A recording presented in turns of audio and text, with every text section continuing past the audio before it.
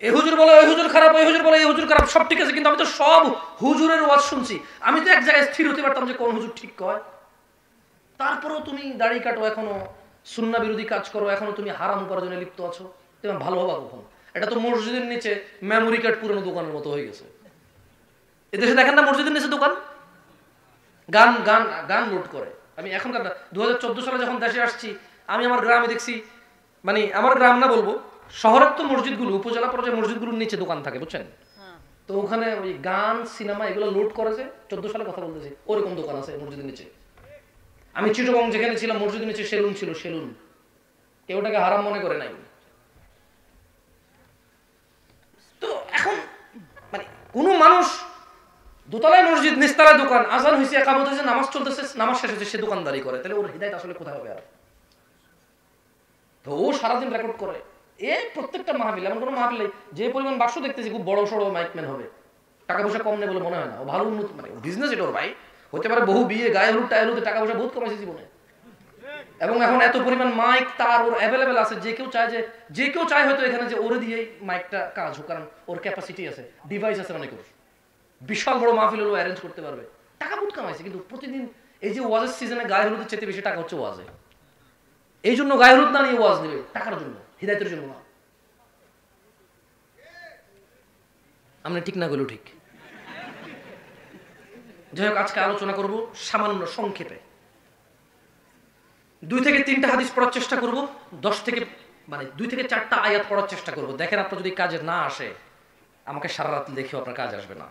যত লম্বা হবে আমার কথা তত বেতাল হয়ে যাবে, যত অধিক হবে আমার কথা তত তার সারমর্মতা হারাবে, আমার কথা তার ট্র্যাক হারাবে, ধারাবাহিকতা হারাবে। আর যত ছোট হবে কথা, তত জরুরি জরুরি কথা বলে চলে যাবে। এমন কিছু বলতে পারবো না যেটা আপনি শোনেন নাই। লক্ষ্মীকুলার মানুষকে আমি এমন কিছু শোনাইতে পারবো না যেটা আপনি জীবনেও শোনেন নাই ইসলামের। আপনি সবই শুনেছেন। জেনা করা কি, মদ খাওয়া কি, সবাই জবাব দিয়েন। সুদ খাওয়া, গালিগালাজ, মারামারি, আমি কিসের ওয়াজ করবো বলেন আপনাকে? নামাজ ত্যাগ করা, সিগারেট খাওয়া, বাবা মায়ের মনে কষ্ট দেওয়া, ওই যে রাজনীতি করে গরিবের চাইল্ড ডালের কার্ড খেয়ে ফেলা, আরেকজন বেশি গরিব আছে, নিজের আত্মীয় স্বজন আর একটু কম, তাকে প্রাধান্য দেওয়া, আপনাকে কিসের ওয়াজ করবো? আপনি বলেন কি এমন বলতে পারবো যেটা আপনি আগে শুনেন নাই? দাড়ি কাটা, মিথ্যা কথা বলা, বলেন আমি কি ওয়াজ করবো যেটা আপনি আগে শুনেন নাই? এখন শুধু মানার পালা। এখন কি 3 বছর লাগাতার ওয়াজ হয়েছে, আর দরকার নাই। এখন মানার সময়। কিসের সময়? জানা হয়ে গেছে অনেক।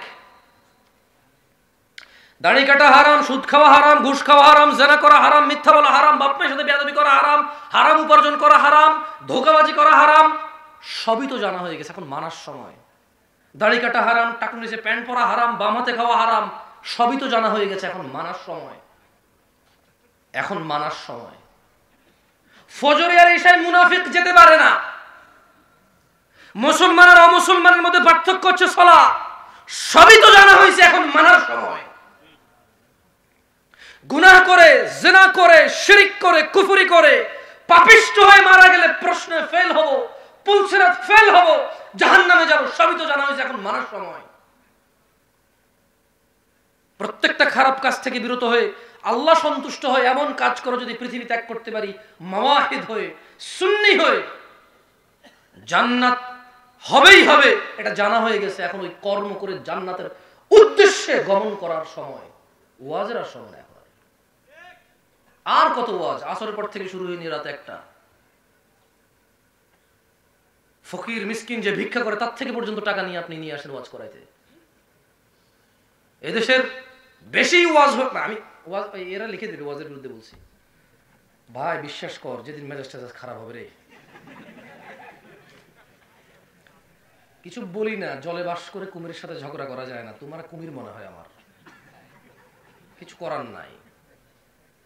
কিছু বলি না, জলে বাস করে কুমিরের সাথে ঝগড়া করা যায় না। এই দেশে গত 15 বছর শেখ হাসিনা কোনো দোষ কেউ দেখে নাই, কিন্তু এখন যখন সে নাই, এখন সবাই ওর দোষ দেখে। আরে বেটি নাই,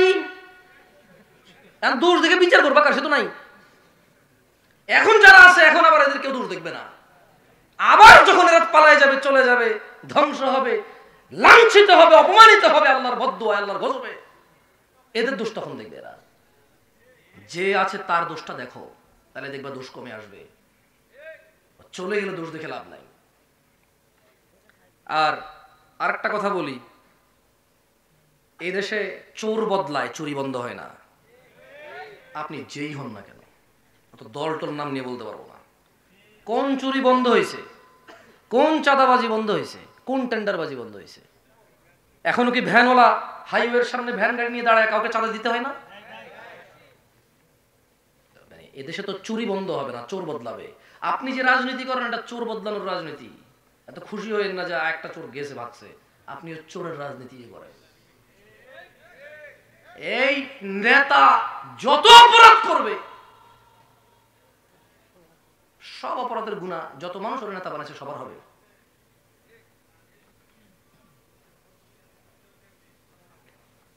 আউযু বিল্লাহি মিনাশ শাইতানির রাজিম।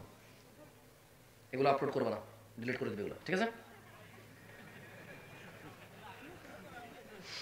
আর যে আপলোড করবা, তুমি আমার কিনা ফেলো না, একজন আমার থেকে অনুমতি নাও নাই।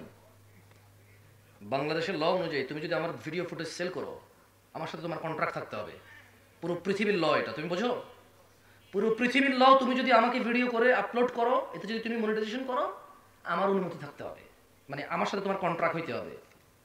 আমি যদি এগ্রি করি তাহলে, আদারওয়াইজ তুমি আমাকে বিক্রি করতে পারবে না। So I am not your content, because me as আমি মাইসেলফ, আমি একজন সত্তা মানুষ। সো তুমি আমাকে বিক্রি করবা, এটা পারবা না, এটা কোনো লতে নাই। মানে তুমি তোমার বড় ভাইকে যদি উকিল থাকে, বাংলাদেশের ল বুঝে, বিদেশেরটা বললাম না তোমারে, তা তুমি ওর থেকে জেনে নিও যে উনি বলছে যে ওনাকে যদি ভিডিও রেকর্ড করে যদি আমরা ফেসবুক ইউটিউবে ছাড়ি, যদি ফেসবুক ইউটিউবে উনি কিছু নাও করতে পারে, বাংলাদেশের আইন অনুযায়ী নাকি আমি ওনাকে বিক্রি করতে পারবো না ওনার অনুমতি ছাড়া। সো ভালোটুকু দিবা যেটুকু দিন আছে। আর এখানে আসছি, জনসংখ্যা আছে রাতের বাজে 12টার পরিস্থিতিকে কেন্দ্র করে ও 3বার ওয়াজ করছে, 70 জন ওয়াজের ছেলে, সবাই চেহারা দেখছি, তারপরে এখানে কথা বলতেছি। ও তোমার এগুলো ইউটিউবে আপলোড করলেও বুঝবে না কন্টেন্ট, পয়সা আন্দাজে আজে বাজে বলবে। ওর সময় নষ্ট করবা, তোমার সময় নষ্ট করবা। রাত 12টা বাজে এখন এখানকার পরিস্থিতি ডিমান্ড করে এটা বলা, তাই এই কথা শুধু এখানেই সুন্দর, এই কথা ইন্টারনেটে সুন্দর নাই। এই কথা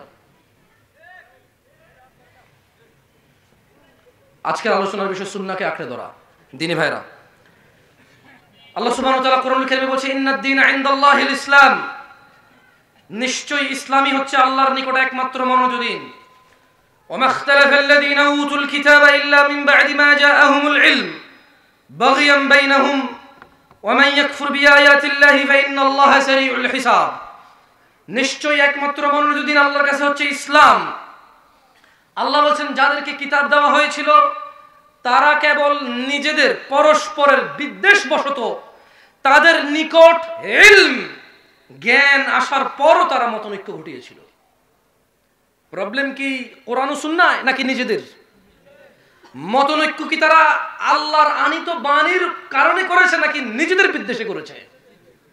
এই যত দল মত, ঝগড়াঝাটি, ফাসাদ, ফিতনা যা কিছু দেখেন আপনার সামনে, ধর্মকে নিয়ে, দ্বীনকে নিয়ে, ইসলামকে নিয়ে, এই সব কিছু হচ্ছে তাদের নিজেদের কুন্দল, নিজেদের বিদ্বেষ।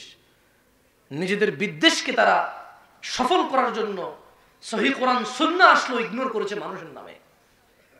বলেছে আগে শুনি নাই, তুমি কি শুনছো? আর কেউ শুনে নাই, আমার বাপে শুনে নাই, আমার দাদা শুনে নাই, এত বছর থেকে অমুক হুজুর খতিব ও এত বই লিখেছে, ওনার বাপ দাদা অমুক ছিল, ওনারা তো বলে নাই। নিজেদের বিদ্বেষ বশত তারা দ্বীনকে প্রত্যাখ্যান করেছে। ভাইরা আমার, যদি কেউ সফলতা চায়, উপস্থিত আজকের জনতার মধ্যে যদি আমি সহ জান্নাতে যদি যেতে চাই, যদি চাই নিজের সুবহানাল্লাহ বলাটা আল্লাহ কবুল করুক, আলহামদুলিল্লাহ বলাটা আল্লাহ কবুল করুক, আল্লাহু আকবার বলাটা আল্লাহ কবুল করুক, সালাম দেওয়াটা আল্লাহ কবুল করুক, সালাত আদায় করাটা আল্লাহ কবুল করুক, যদি কেউ চায় তার সমস্ত ভালো কাজ আল্লাহ কবুল করুক, তাহলে তাকে সূরাতুল হাসরের এই আয়াতের কাছে ফিরে আসতেই হবে।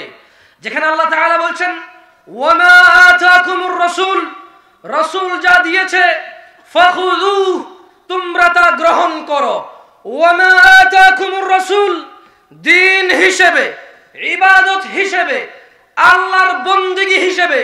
ওয়ামা আতাকুমুর রাসূল, যা রাসূল দিয়েছে করণীয় হিসেবে, আমাল হিসেবে, আদেশ হিসেবে। ওয়ামা আতাকুমুর রাসূল, যা রাসূল দিয়েছে ফাখুযুহু, তা গ্রহণ করো। ওয়ামা নাহাকুম আন, রাসূল যা থেকে নিষেধ করেছে ফান্তাহু, তা বর্জন করো। তাই কোনো ইবাদত, কোনো জিকির, কোনো আযকার, কোনো আমাল, কোনো ইবাদত, কোনো বন্দেগী, কোনো নেকি করতে হলে রাসূল দিতে হবে, ওখান থেকে নিতে হবে সাল্লাল্লাহু আলাইহি ওয়াসাল্লাম। আল্লাহ আমাদেরকে বুঝার তৌফিক দান করুন। আমি জানি না লক্ষ্মীকুলার মানুষরা আল্লাহর নবী সাল্লাল্লাহু আলাইহি ওয়াসাল্লামের ওহীকে কিভাবে দেখে, কিন্তু আমি আপনাকে একটা হাদিস পড়ে শোনাইতে পারি যা মুসান্নাফ ইবনে আবি শাইবা ওখানে উল্লেখ হয়েছে, এছাড়া আরো বেশ কয়েকটা কিতাবে উল্লেখ হয়েছে। হাদিসের মান হাসান। আমি আপনাকে হাদিসটা পড়ে শোনাইতে পারি। আল্লাহর রাসূলের ওহীকে আপনি কিভাবে নিছেন, কতটুকু ওহী করে গেছে, আপনি কিভাবে নিছেন আমি জানি না, তবে আমি আপনাকে সর্বোচ্চ হাদিসটুকু পড়ে শোনাইতে পারি যেটা আমি পড়েছি। দেখেন আপনার বুঝে আসে কিনা। ক্বালা রাসূলুল্লাহ সাল্লাল্লাহু আলাইহি ওয়াসাল্লাম, আব্দুল্লাহ ইবনে মাসউদ রাদিয়াল্লাহু আনহু থেকে হাদিসটা বর্ণিত। উনি বলছেন যে আল্লাহর নবী সাল্লাল্লাহু আলাইহি সাল্লাম বলেছেন, ইন্নাহু লাইসা শাইউন ইউকাররিবুকুম ইলাল জান্নাহ ইল্লা ক্বাদ আমারতুকুম বিহি। ও আমার উম্মতরা, ও আমার উম্মতরা, ইন্নাহু লাইসা শাইউন ইউকাররিবুকুম ইলাল জান্নাহ, এমন কোনো কিছু নাই, এমন কোনো ইবাদত নাই, এমন কোনো আদেশ নাই যা তোমাদেরকে জান্নাতের কাছাকাছি নিয়ে যায়। ইল্লা ক্বাদ আমারতুকুম বিহি, অথচ আমি মুস্তাফা, অথচ আমি মুহাম্মদ ইবনে আব্দুল্লাহ সাল্লাল্লাহু আলাইহি ওয়াসাল্লাম তোমাদেরকে আদেশ করিনি। এমন কোন ইবাদত নেই, এমন কোন ভালো কাজ নাই যেটা জান্নাতের নিকট নিয়ে যায়, অথচ আমি মুহাম্মদ আদেশ করি নাই।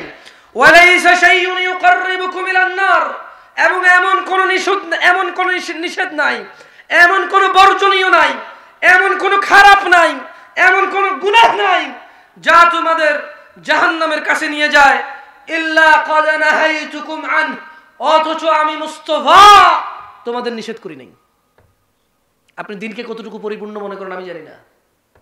কে কে লাগবে আপনার দিনকে সাব্যস্ত করার জন্য? কি কি প্রবলেম আছে আপনার নিয়ে আসেন, কোরআন ও সুন্নাহর সামনে নিয়ে আসেন, সলভ হবে, সলিউশন হবে।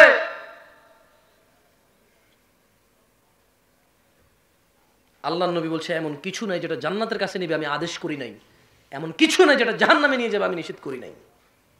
আল্লাহ আমাদেরকে বুঝার তৌফিক দান করুন। আর শুনেন, আমি তো ওয়াজ করতেছি, আপনাদেরকে বলতেছি, আপনারা ভাইবেন না যেগুলো সব আপনাদেরকে বলতেছি। আমি খুব মাঝে মধ্যে ওয়াজে আসি যখন নিজেরও কিছু বলা লাগে। আমি আজকে আসলে আপনাকে ওয়াজ করতেছি কম, নিজেকে ওয়াজ করতেছি বেশি। কারণ আছে, কারণ হচ্ছে আজকের দিনের যে গুনাহগুলি আমাদের সমাজে, এগুলো হুজুর তার শ্রোতা, আলেম তার ছাত্র, প্রায় মানুষের মধ্যে সিমিলার। প্রায় গুনাহগুলো সবার মধ্যে আছে। আপনি বহু আলেম পাবেন, ওয়াজিন পাবেন, সারাদিন ফেসবুক চালায় পাবেন, সারাদিন গান শোনে পাবেন আপনি। এমন যে নাই নাই তা না, আছে। খালি আপনি গান শোনেন তা না, উনি ওয়াজও করে গানও শোনে, আবার সেই সুরে গজলও বানায়। বুঝছেন না বুঝেন নাই? উনি ওয়াজ করে, গান শোনে, গান শুনে সেই সুরে কি বানায়? গজল শোনে। এরপরে নতুন নতুন নায়কের নাম বলবে, নায়িকার নাম বলবে। আপনি শোনেন না, ওর থেকে শুনে আপনি গুগলে যে সার্চ করতে হবে। আপনি চিন্তা করবেন এই কার নাম গুলো শুনলাম না, কি এত সিনেমা, সারাদিন 24 ঘন্টা সিনেমা দেখি, হুজুর কার নাম গুলো চিনলাম না। এরপর নিজের আপনার কাছে নিজের মনে হবে যে হোয়াট ব্রো, আমি মিস করছি, হুজুর জানলাম আমি জানলাম না। বুঝলেন না? আল্লাহ আমাদেরকে বুঝার তৌফিক দান করুন। যাই হোক, খারাপ লাগে আবার হাসিও পায়। আউযু বিল্লাহি মিনাশ শাইতানির রাজিম। যাই হোক, ইসলাম দেখেন আপনারা এখানে কিন্তু অনেক, আমি বহু ওয়াজে গেছি, এত মানুষ হয় না। ও আল্লাহ, আমি আপনাদেরকে কম বলবো না, তারপরে বলি, যদি আজকে আপনাদের এলাকা হিসেব করেন তাহলে কি আপনারা অনেকে দূর দূরান্ত থেকে আসছেন না? 2 কিলো, 5 কিলো, 7 কিলো, 10 কিলো থেকে আসেন নাই? আসছেন আসছেন আসছেন। যাই হোক, আপনাদেরকে আরেকটা হাদিস শুনাই। আন আবি হুরায়রা রাদিয়াল্লাহু আনহু قال, আবু হুরায়রা রাদিয়াল্লাহু আনহু থেকে বর্ণিত। সবচেয়ে দুঃখ লাগে জানেন, এদেশের যখন কাউকে নসিহত করি না সে হাসে।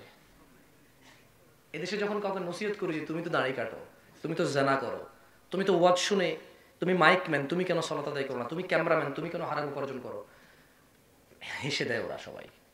এখন আপনাদেরকে কতগুলো কথা বললাম, আপনারা হাসলেন না? হাসছেন কিন্তু কেন হাসছেন জানেন? এটা নিজের একটু নিজেদেরকে প্রশ্ন করবেন। আমি এমন কিছুই বলিনি এখানে যেটা হাসবেন, কিন্তু আপনারা হাসছেন।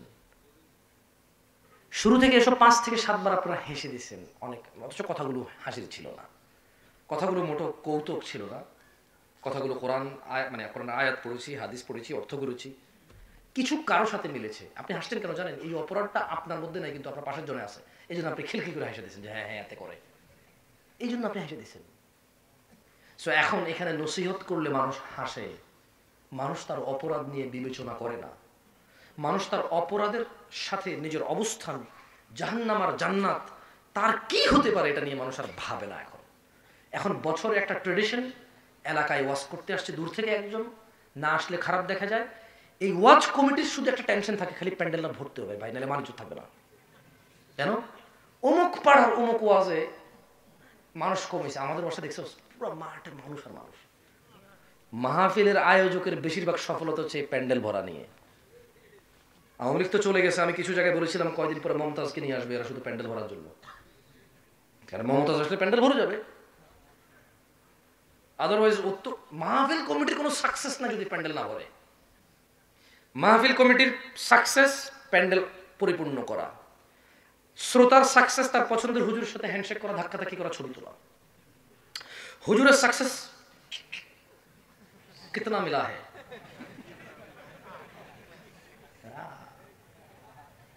তারপরে ক্যামেরাম্যানের সাকসেস কোন কথাটা ভেজাল্লা করে দিছে, যেটা ইউটিউবে আপলোড করলে আকাশ বাতাসে আগুন ধরে যাবে, হাজার হাজার কমেন্ট আসবে, ওর পেজের রিচ বাড়বে, এঙ্গেজমেন্ট বাড়বে, আর খালি মানে জানাবে বিচারের এই ন্যাংটা নাচ গান দেখায় শুধু টাকা আর টাকা। এটা হচ্ছে ক্যামেরাম্যানের সাকসেস। আর এই মাইক ম্যানের সাকসেস কি জানেন ভাই? 35 কোয়েশ্চেন কম দিয়ে না, ওই শেষ পর্যন্ত বলবো যে আপনি তো দেখছেন টাকা যা উঠার কথা তা ওঠে না, 30 নেন, আচ্ছা 4-5 হাজার পরে দিব।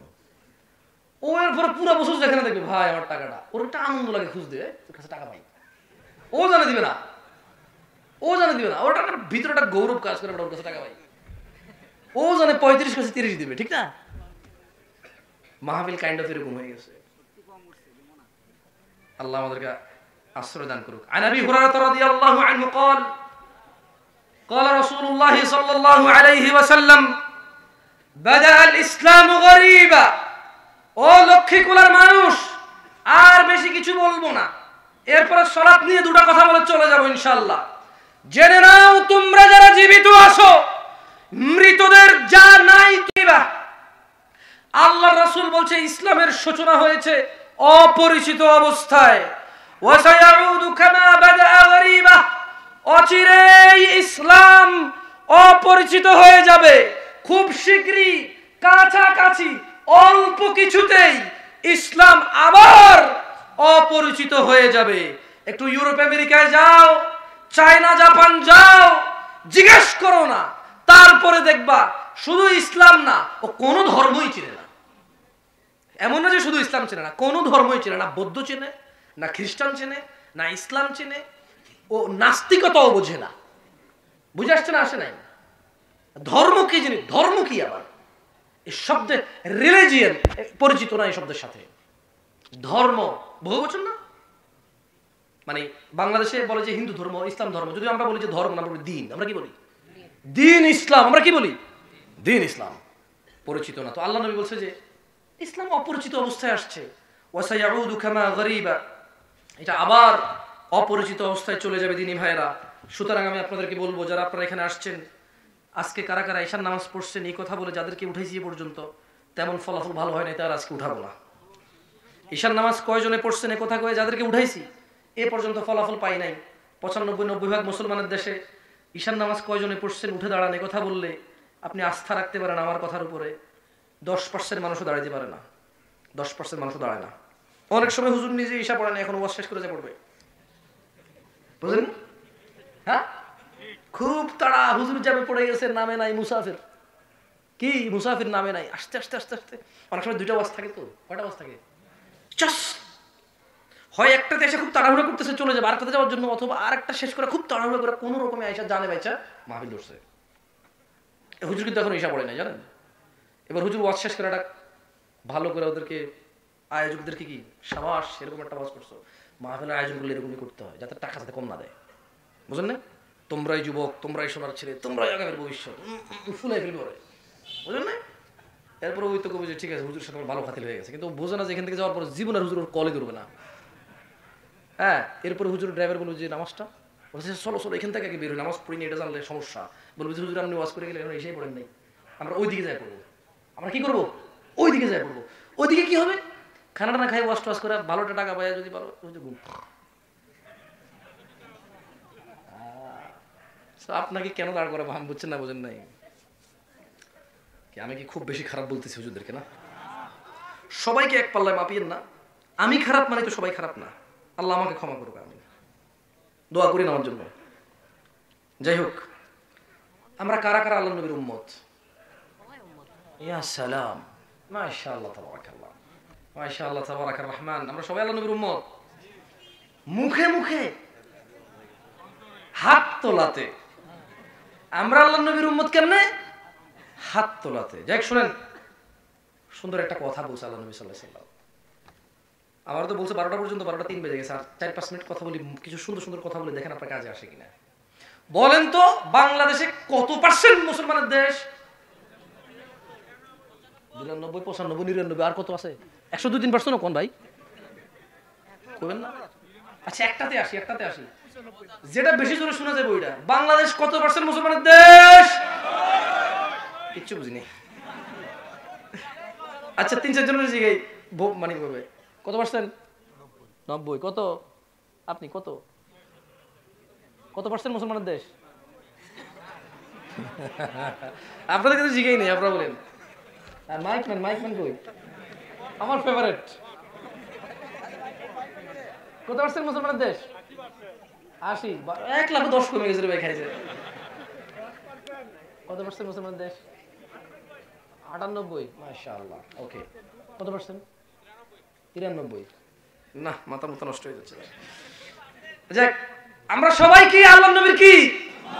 আলহামদুলিল্লাহ। তাহলে ভালো খবর আছে আমাদের জন্য। আগে কি ভালোটা শুনবেন না খারাপটা শুনবেন? আগে ভালোটা শুনবেন। না না না না, আগে খারাপটা কম বুঝতেছি না। এখানে লেখা আগে ভালোটা আছে, আগে ভালোটা কম। দেখে দেখে বইতো লেখা ভালোটা আছে আগে। যাই হোক, আউযু বিল্লাহি মিনাশ শাইতানির রাজিম। আন আবি হুরায়রা রাদিয়াল্লাহু আনহু قال, আবু হুরায়রা রাদিয়াল্লাহু আনহু থেকে বর্ণিত, তিনি বলেন আল্লাহর নবী সাল্লাল্লাহু আলাইহি সাল্লাম বলছে, কুল্লু উম্মতি ইয়াদখুলুনাল জান্নাহ।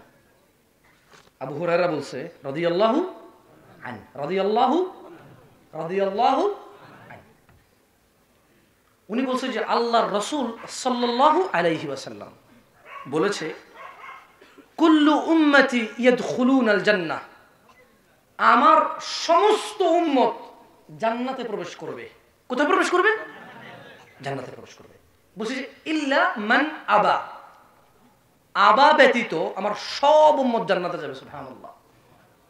ক্বালু, সাহাবারা বললেন, ইয়া রাসূলুল্লাহ, মান ইয়াবা ইয়া রাসূলুল্লাহ, ইয়া রাসূলুল্লাহ আপনার সব উম্মত জান্নাতে যাবে, আবা জান্নাতে যাবে না, ওকে আবাটা কে? তখন আল্লাহ নবী বললেন যে মান, যে আতাআনি, আমি মুহাম্মদের অনুসরণ করে, সাল্লাল্লাহু আলাইহি ওয়াসাল্লাম, দাখালাল জান্নাহ, যে আমি মুহাম্মদ সাল্লাল্লাহু আলাইহি ওয়াসাল্লামের অনুসরণ করে সে জান্নাতে প্রবেশ করবে। ওয়া মান আসানি, আর যে আমার অবাধ্য হয়, ফাকাদ আবা, ওই হচ্ছে আবা। এটা হচ্ছে ভালো খবর। কোনটা? যে আল্লাহর নবীর সমস্ত উম্মত কোথায় যাবে? জান্নাতে যাবে। এবার আসেন, এদেশে মুসলমান কতজন? 99। আসেন 90 ধরলাম, সারা 90 বলে বেশিরভাগ। আমি বহুত বড় বড় রাজনীতিবিদদের বক্তব্য শুনছি 90% মুসলমানের দেশ, তছনছ করে দেবো যে কিছু করবে। শুনতে ভালো লাগে কথাগুলো, না? শুনতে ভালো লাগে না? আল্লাহ আমাকে, আমি ওয়াল্লাহি আল্লাহ সাক্ষী তিরস্কার করতেছি না। আমার আচরণ মুখে যদি আপনারা মানে ইনসাল্ট ফিল করেন, আমি আন্তরিকভাবে ক্ষমা চাচ্ছি। আমার আমি আসলে ভালো লাগছে না, এটাই, অন্য কিছু না। মানে 90% মুসলমানের দেশ বলে ভালো লাগছে না, কারণ ধরেন কি বলবো আপনাকে, আপনারা কি আল্লাহর কাছে সবচেয়ে প্রিয় আমল কোনটা জানেন? হ্যাঁ, আমার সাথে বলেন। আব্দুল্লাহ ইবনে মাসউদ, সবাই আমার সাথে বলেন তো। আব্দুল্লাহ ইবনে মাসউদ রাদিয়াল্লাহু আনহু থেকে বর্ণিত, আল্লাহ নবী সাল্লাল্লাহু আলাইহি সাল্লামকে জিজ্ঞেস করেছে আব্দুল্লাহ ইবনে মাসউদ রাদিয়াল্লাহু আনহু যে, ইয়া রাসূলুল্লাহ, আল্লাহর কাছে মানে আইয়ুল আমালু আহাব্বু ইলাল্লাহ, আল্লাহর কাছে কোন কাজটি সবচেয়ে মানে প্রিয়? তখন আল্লাহ নবী সাল্লাল্লাহু আলাইহি ওয়াসাল্লাম বলেন যে as-সালাতু আলা ওয়াক্তিহা। ওই যে বললাম হুজুর ওয়াজ করতে এসে ওয়াজ করে চলে যায়, নামাজ পড়ে না। আর আল্লাহর কাছে প্রিয় আমল কোনটা? আল্লাহর কাছে প্রিয় আমল কোনটা? অর্ধেক বলছেন, অর্ধেক বলেন নাই। as-সালাতু আলা ওয়াক্তিহা, সময় মতো নামাজ পড়া, এটা হচ্ছে আল্লাহর কাছে প্রিয় আমল। আসেন এরপরে আপনার এই যে একটু আগে যে বললাম না যে বক্তব্যে শুনতে ভালো লাগে 90% মুসলমানের দেশ, এটা যে বললাম আপনাকে বলছি মনে কষ্ট নিয়েন না। কেন বললাম আমি আপনাকে বলি শুনেন। সাঈদ ইবনে মুসাইয়িব রাহিমাহুল্লাহ থেকে বর্ণিত, তিনি বলেন যে আন্না রাসূলুল্লাহ সাল্লাল্লাহু আলাইহি ওয়াসাল্লাম قال বাইনানা ওয়া বাইনাল মুনাফিকিনা শুহুদুল ইশা ওয়াস সুবহ। মুনাফিক আর মুসলমানের মধ্যে পার্থক্য হচ্ছে ইশা আর ফজরের নামাজে উপস্থিত হওয়া। এইবার বলেন কত পার্সেন্ট মুসলমানের দেশটা? না বলার দরকার নাই, আপনি জাস্ট নিজে বলেন, আমার বলার দরকার নাই। আগেটা তো বলছেন শুনছি, ওটা আপনি বলেন, রাজনীতিবিদ হলে আমি বলি, উঠার পরে জোশ চলে আসলে আমিও বলি, অনেক সময় বলি না। এই দেশে যখন মানুষ বলে কোরআনে আয়াত গোনা শুরু করে তখন 6600, আসলে কি 6666 আছে? এই গণনা কিন্তু ভুল ধরতে পারবে অনেকে। কত কি লেগে? আমি একবার সময় পাইছি, বসে বসে গুনতেছিলাম, পরে দেখি যে 6666 দূরের কথা, 232 হয় না। পরে চিন্তা করলাম আচ্ছা সবগুলো সূরার সাথে একবার আউযু বিল্লাহ লাগাই, 114 দিয়ে প্লাস করলাম। এরপর সব সূরার আগে তো বিসমিল্লাহ আছে না, তো বিসমিল্লাহ গুলোকে আয়াত হিসেবে প্লাস করলাম। দেখলাম যে কোনোভাবে 666 দূরের কথা, 600 500 হয় না। কিন্তু যত মানুষ বলে কোরআনের আয়াত সংখ্যা বক্তব্যে বলে কতটা বলে বলেন তো? ওর ওই বক্তব্য যতটা সঠিক, 90% মুসলমানের দেশের বক্তব্য ততটাই সঠিক। ওই বক্তা যত বড় হোক, ওর আন্দাজ আর ওর গণনা কেমন কথা কোনোদিন গুনে দেখলো না, কিন্তু 6666 বলতেছে। আজকে 10 12 15 বছর থেকে শুনি 6666 আয়াত কোরআন। কোথায় বাকি আয়াতগুলো কোথায়? 90% মুসলমানের দেশের মানুষ শুনে নেন, আজকের দিনের শেষ হাদিস শুনে নেন, এরপর আর একটা আয়াত বলবো, ব্যাস আর একটা কথা বলবো না। এখানে বিচার করেন নিজে, বিচার করেন নিজের ছেলে মেয়ের, বিচার করেন নিজের ছেলে মেয়ের। জাবের রাদিয়াল্লাহু আনহু থেকে বর্ণিত, তিনি বলছেন ইন্না বাইনার রাজুলি ওয়া বাইনাশ শিরকি ওয়াল কুফরি তারকুস সালাহ। নিশ্চয় শিরক কুফরের মধ্যে পার্থক্য হচ্ছে নামাজ ত্যাগ করা। এইবার নিজে বলেন কত ভাগ মুসলমানের দেশ? আপনি কি আমি কি? হুজুর কি? তার জুমার মুসল্লি কি? তার সমাজ সেবক কি? তার সমাজ সেবী কি? তার মেয়ের জামাই কি? কার সাথে সে তার মেয়ে বিয়ে দিচ্ছে? কোন ঘরে এই ছেলে কোন ঘরের মেয়ে নিয়ে আসতেছে? তার বউ কে? আদৌ কি তার ঘরে কোনো মুসলমান আছে? আমি বলি নাই। জাবের রাদিয়াল্লাহু আনহু থেকে বর্ণিত, আমার সাথে বলেন ইন্না বাইনার রাজুলি, জোরে বলেন ইন্না বাইনার রাজুলি, জোরে বলো ইন্না বাইনার রাজুলি, নিশ্চয়ই একজন ব্যক্তি। তুমি একজন ব্যক্তি তো না? একজন তো তুমি, ঠিক আছে। এই হাদিস এটা বলতেছে নিশ্চয়ই একজন ব্যক্তি। ওয়া বাইনাশ শিরক, বলো ওয়া বাইনাশ শিরক, এবং শিরিক, ওয়াল কুফরি, এবং কুফরি, তারকুস সালাহ, নামাজ ত্যাগ করা। তাহলে একজন ব্যক্তি শিরিক আর কুফরের মধ্যে পার্থক্য কি? জোরে বলো পার্থক্য কি?